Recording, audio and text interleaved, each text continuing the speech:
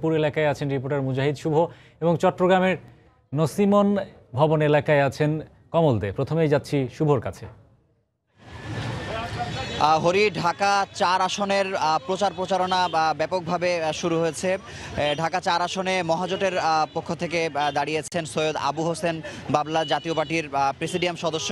আমরা সকাল থেকে দেখতে পাচ্ছি আজকে সহ প্রতীক বরাদ্দের পর থেকে কিন্তু বিগত দিনগুলোতে তিনি সকাল থেকে গভীর রাত পর্যন্ত কিন্তু এই প্রচার প্রচারণা চালিয়ে যাচ্ছেন এবং আজকে তিনি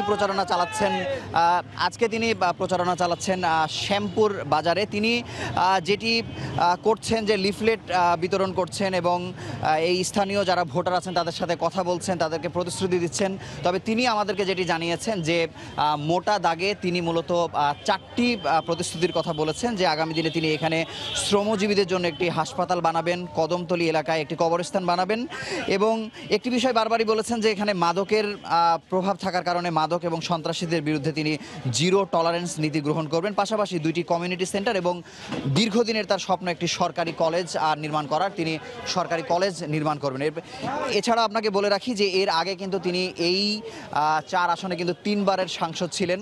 তো তিনি বলছেন যে তার সময়ে তিনি অনেক ধরনের উন্নয়ন করেছেন, ধলপুর স্টেডিয়াম করেছেন, সায়েদাবাদ বাস টার্মিনাল, বুড়িগঙ্গা সেতু সহ দৃশ্যমান অনেক কাজ করেছেন বলে তিনি দাবি করছেন এবং তিনি বলছেন যে এবারও যেহেতু আওয়ামী লীগের পক্ষ থেকে শেখ হাসিনা তাকে মনোনয়ন দিয়েছেন, তিনি আশা করছেন যে এবারও তিনি বিপুল ভোটে বিজয়ী হবেন। এবং আপনাকে বলে রাখি যে এখানে 2,28,000 ভোট কিন্তু রয়েছে। তো আপনাকে বলেই রাখি যে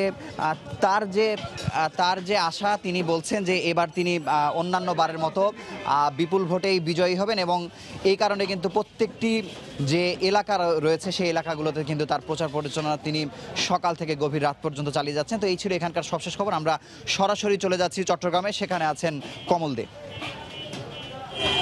ধন্যবাদ শুভ। বন্দরনগরী চট্টগ্রামে বিএনপি যে বিজয় দিবসের র্যালির আয়োজন করেছে এটি মূলত তাদের নির্বাচনী প্রচারের অংশ হিসেবে দাঁড়িয়ে গেছে।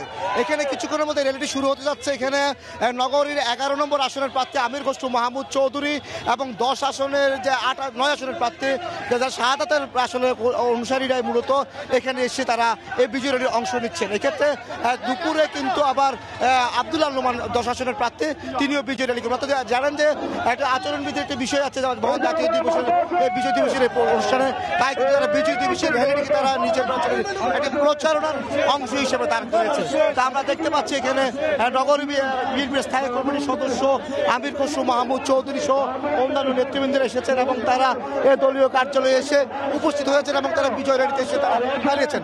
কিছুক্ষণ পরে মূলত এই বিজয় র্যালি শুরু হবে এবং বিজয় র্যালি শুরু হওয়ার পরে আসলে এটা সকাল 10টায় র্যালি শুরু হওয়ার কথা ছিল, কিন্তু র্যালি শুরু হচ্ছে মাত্র এখনই।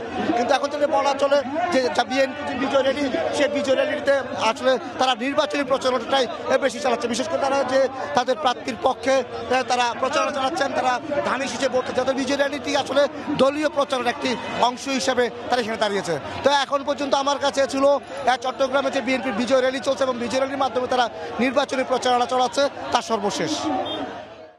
দর্শক, চট্টগ্রাম থেকে সহকর্মী কমল দে এবং রাজধানী ঢাকার শ্যামপুর এলাকা থেকে যোগ দিয়েছিলেন আমাদের সহকর্মী মুজাহিদ শুভ, জানাচ্ছিলেন নির্বাচনী প্রচারণার খবরাখবর।